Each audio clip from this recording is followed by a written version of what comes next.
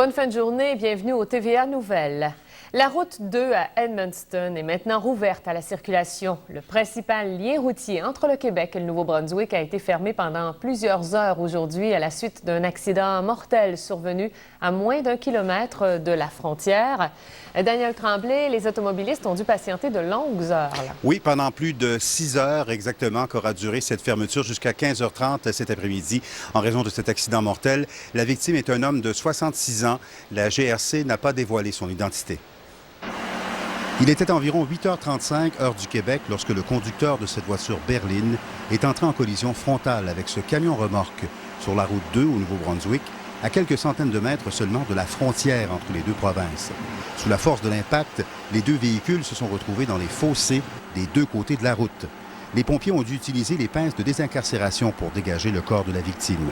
On ignore la cause de l'accident, mais il est bien possible que le conducteur ait effectué un dépassement illégal sur ce tronçon à ligne double. Première contestation, il y a un décès constaté dans le véhicule.